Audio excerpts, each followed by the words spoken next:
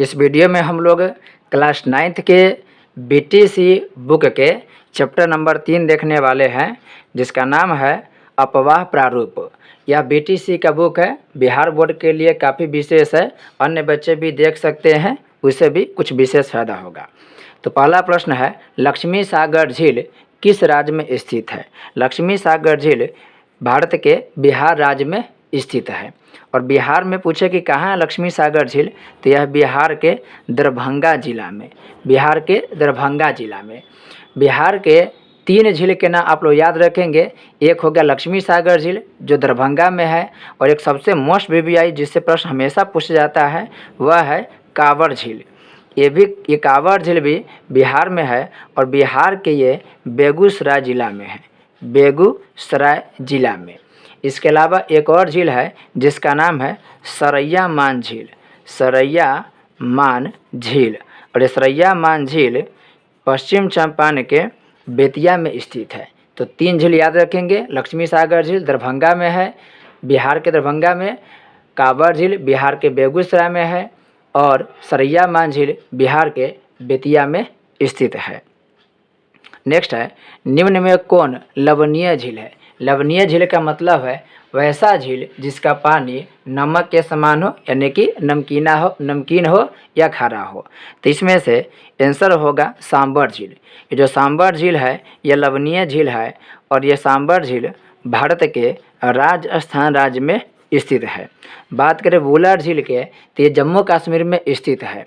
डल झील भी जम्मू कश्मीर में ही स्थित है। तो डल और वुलर ये दोनों झील कहाँ हो गया? जम्मू एंड कश्मीर, JNK यानी कि जम्मू एंड कश्मीर में ये दोनों झील है।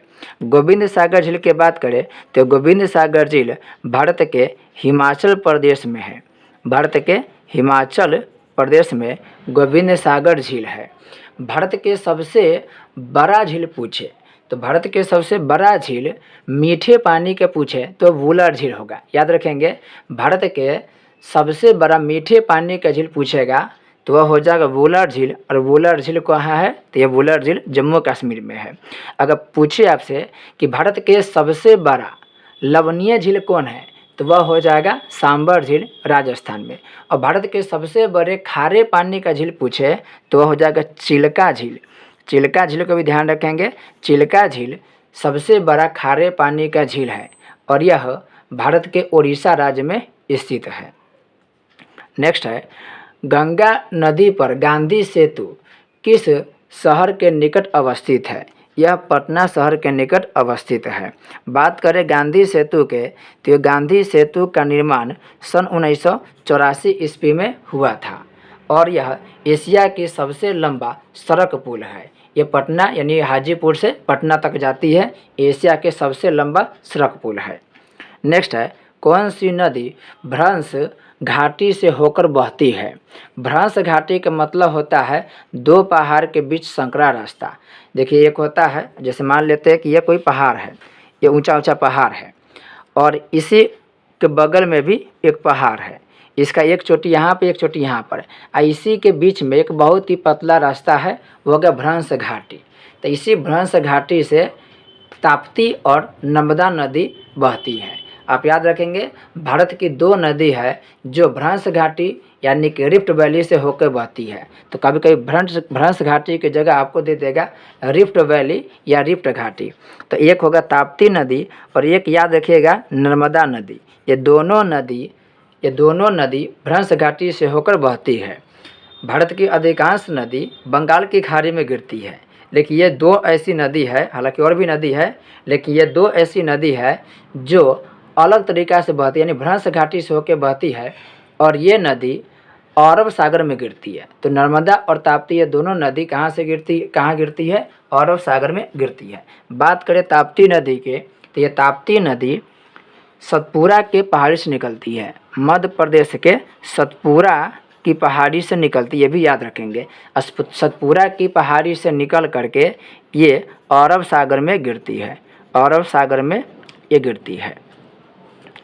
नेक्स्ट है, कौन सी नदी प्रायद्वीपीय भारत की सबसे लंबी नदी है? ये बहुत अच्छा प्रश्न है, इसे अवश्य याद रखेंगे। भारत में बहुत सारी लंबी लंबी नदी है। तो हमारे भारत की सबसे लंबी नदी गंगा नदी है, लेकिन यहाँ पे पूछ रहा है कि प्रायद्वीपीय भारत की सबसे लंबी नदी कौन है। तो प्रायद्वीपीय भारत की सबसे लंबी नदी गोदावरी नदी है। गोदावरी प्रायद्वीपीय भारत की सबसे लंबी नदी है। और इस नदी के लंबाई पूछे तो इस नदी की लंबाई हो जाएगा 1450 किलोमीटर। और भारत में सबसे जो लंबी नदी है वो सबसे लंबी नदी गंगा नदी है, और इस गंगा की लंबाई है 2525 किलोमीटर। 2525 किलोमीटर गंगा की लंबाई है, और गोदावरी की लंबाई होगा 1450 किलोमीटर। बात करें गोदावरी के, तो गोदावरी नदी पश्चिमी घाट से होकर निकलती है। ये जो गोदावरी नदी है इसका उद्गम हो गया पश्चिमी घाट से ये निकलती है, और पश्चिमी घाट से निकलते हुए यह बंगाल की खाड़ी में जा कर के गिर जाती है। तो इसका मुहाना हो गया बंगाल की खाड़ी और उद्गम हो गया पश्चिमी घाट। लंबाई हो गया 1450। गोदावरी नदी के दो सहायक नदी को भी नाम याद रखेंगे। हालांकि बहुत सहायक नदी है, लेकिन एक है वेन गंगा, एक है पेन गंगा, एक है वर्धा। तो वेन गंगा, पेन गंगा, वर्धा, ये तीनों सहायक नदी के नाम याद रखेंगे। ये तीनों से क्वेश्चन पूछा जाता है। नेक्स्ट है सिंधु जल समझौता कब हुआ था। सिंधु जल समझौता सन 1960 ईस्वी में हुआ था। सिंधु नदी और उसकी सहायक नदियों के जल के प्रयोग के लिए भारत और पाकिस्तान के बीच में 1960 में सिंधु नदी जल समझौता हुआ था। प्रश्न पूछेगा सिंधु जल समझौता किसके किसके बीच हुआ है। ये भारत और पाकिस्तान के बीच हुआ है सन 1960 ईस्वी में। पूछा क्यों हुआ था, तो सिंधु नदी और सिंधु के जो सहायक नदी है उस नदी के पानी का प्रयोग कौन कितना करेगा। भारत करेगा तो कितना करेगा, पाकिस्तान करेगा तो कितना करेगा। इसी को लेकर के जो समझौता हुआ है उसे कहते हैं सिंधु जल समझौता। आपको मानचित्र पे दिखाते हैं। जैसे आप यहाँ पर देख सकते हैं कि जम्मू कश्मीर के हो गया, ये जम्मू कश्मीर लद्दाख का हिस्सा हो गया। यहीं पर यहाँ पर देखेंगे ये तिब्बत वाला इलाका हो गया। तो ये तिब्बत के इस इलाके से एक नदी निकलती है, और इस नदी आगे जा कर के इस तरीक़ा से ये पाकिस्तान से होते हुए अरब सागर में मिल जाती है। ये जो नदी है इस नदी का ही नाम है सिंधु नदी। ये सिंधु नदी है। देखिए ये सिंधु नदी भारत से नहीं निकल रही है, ये तिब्बत से निकल रही है। ये जो सिंधु नदी है ये तिब्बत से निकल रही है। और देखिए ये इंडिया में बह रही है, लेकिन इंडिया से ज़्यादा ये पाकिस्तान में बह रही है। तो ये पाकिस्तान की सबसे प्रमुख नदी मानी जाती है। अब इसी सिंधु नदी में बहुत सारी नदी आके मिलती है। 5 सहायक मेन नदियों का नाम याद रखेंगे। सिंधु के 5 सहायक नदी के नाम ध्यान रखेंगे। इसी सिंधु नदी में एक नदी इसी जम्मू कश्मीर के इलाके से आकर के आगे आती है, और ये बाद में जाके मिल जाएगी कहाँ पर, सिंधु नदी में। देखिए सिंधु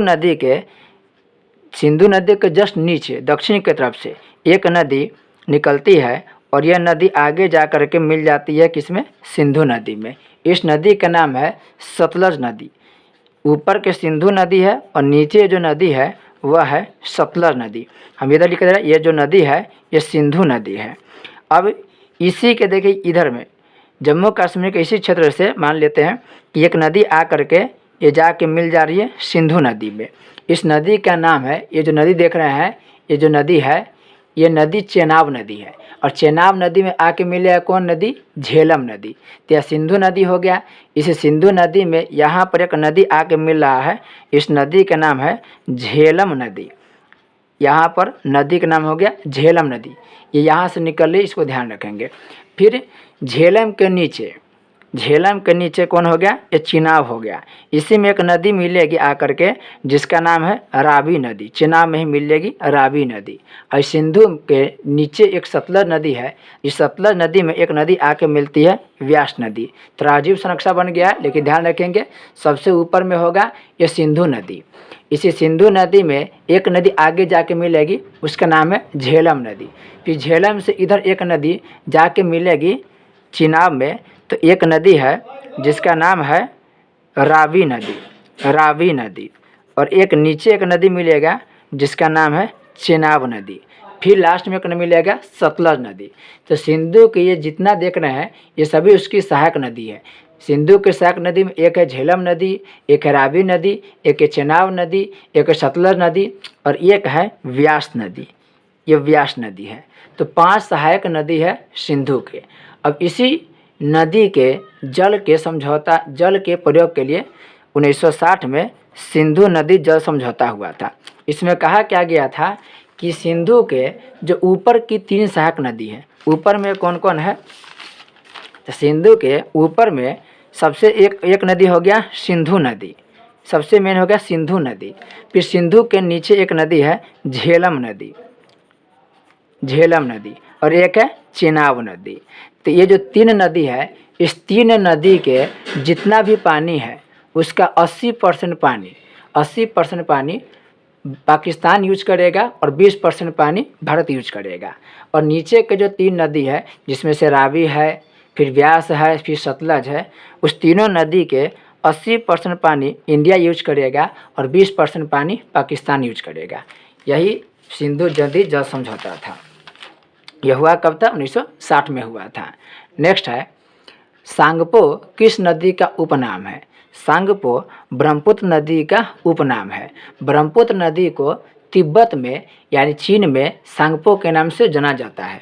यही सांगपो नदी जब इंडिया में आती है तो इसका नाम हो जाता है ब्रह्मपुत्र नदी।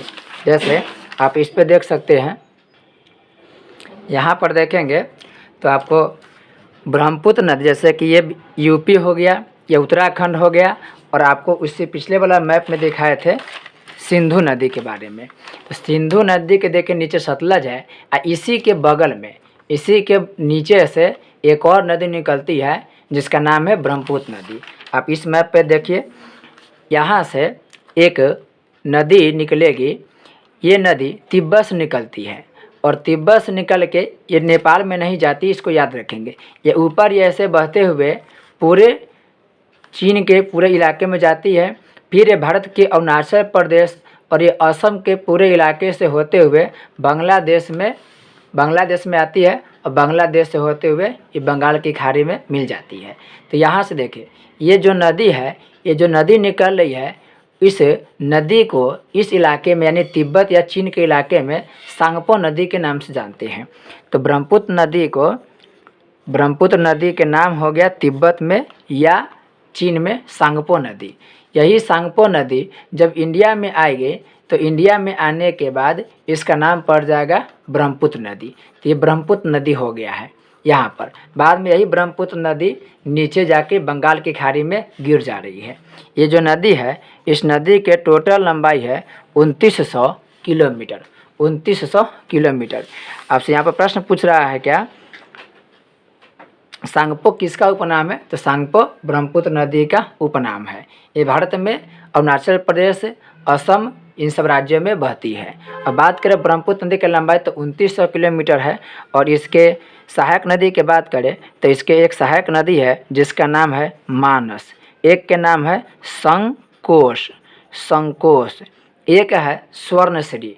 तो मानस, संकोश, स्वर्णश्री, भरेली, ये सभी सांगपो यानी कि ब्रह्मपुत्र नदी के उपनाम है। एक प्रश्न और पूछता है कि जब ब्रह्मपुत्र नदी जब बांग्लादेश में चल जाती है तब उसका नाम क्या पड़ता है?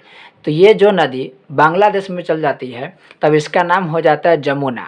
इसका नाम बांग्लादेश में जमुना हो जाती है। नेक्स्ट है, इनमें से गर्म जल का जलप्रपात कौन है? जलप्रपात के मतलब तो वाटरफॉल, यानी पहाड़ से ऊपर, पहाड़ पर से जो पानी पत्थरों से होकर नीचे आती है, पहाड़ के ऊपर से जो पानी गिरती है वही होता है जलप्रपात। और यहाँ पे गर्म जलप्रपात कह रहा है, तो ऐसा गर्म जलप्रपात बिहार में है और बिहार के गया के ब्रह्मकुंड में है। तो बिहार के गया के ब्रह्मकुंड में, राजगीर में, ये जो ब्रह्मकुंड है राजगीर में, यह गर्म जल के कुंड है। बात करें ककोलत जलप्रपात के तो यह नवादा जिला, बिहार के नवादा जिला में ककोलत जलप्रपात है। यह ठंडा है, यह सिर्फ गर्म है। और भारत के सबसे ऊंचा जलप्रपात की बात करें तो भारत के सबसे ऊंचा जलप्रपात जोग जलप्रपात या उसी जोग जलप्रपात को गरसोप्पा कहा जाता है। तो भारत के सबसे ऊंचा जलप्रपात है। नेक्स्ट प्रश्न है, कोसी नदी का उद्गम स्थल है। कोसी नदी का उद्गम स्थल गोसाई धाम है। गोसाई धाम, कहीं पर कहीं लिखा होगा गोसाई धाम, तो गोसाई धाम कोसी नदी का उद्गम स्थल है। यहाँ से प्रश्न पूछता है कि बिहार के शोक कौन नदी को कहते हैं। बिहार के शोक कोसी नदी को कहा जाता है, और ये जो नदी है ये प्रत्येक वर्ष बिहार में बाढ़ लाती है, जिसकी वजह से इसका नाम पड़ गया है बिहार के शोक। यहाँ पर आप देख सकते हैं ये बिहार का नक्शा है। इस बिहार के नक्शा के देखेंगे तो पूरा बीचों बीच में एक नदी गुजरती है जिसका नाम है गंगा नदी। ये गंगा नदी बिहार के बीचों बीच गुजरती है। अब इसी गंगा नदी में नेपाल से एक नदी आके मिलती है। इस नदी का नाम है कोसी नदी। कोसी नदी नाम है। इस नदी की लंबाई है 230 किलोमीटर। कोसी नदी की लंबाई है 230 किलोमीटर। देखिए बिहार के गंगा में जाके मिल रही है। इस नदी की बात करें तो बिहार में एंट्री करती है ऊपर में जो ज़िला सुपौल ज़िला, तो कोसी नदी बिहार में एंट्री करती है सुपौल ज़िला से। इसको ध्यान रखेंगे, ऊपर में सुपौल ज़िला है, ये सुपौल ज़िला से एंट्री करती है। और कुर्सेला नामक जगह है यहाँ पर, कुर्सेला नामक स्थान इस कुर्सेला नामक स्थान से यहाँ पर यह गंगा नदी में मिल जाती है। प्रत्येक वर्ष बाढ़ लाने की वजह से इसे बिहार का शोक कहा जाता है। तो ये तीसरा चैप्टर समाप्त हुआ। नेक्स्ट वीडियो हम लोग चौथा चैप्टर की बात करें।